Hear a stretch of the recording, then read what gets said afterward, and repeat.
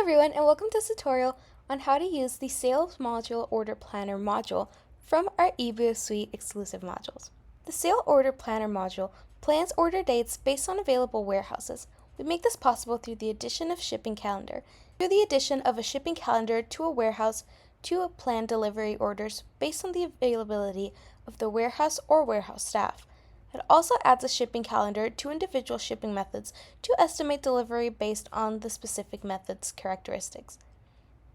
Like for example, its shipping schedule date. So the first thing we're going to do is go to the app's application. We're going to remove the filter and we're going to search for Sale Order Planner. We're going to install it. Here we're going to go to our inventory application.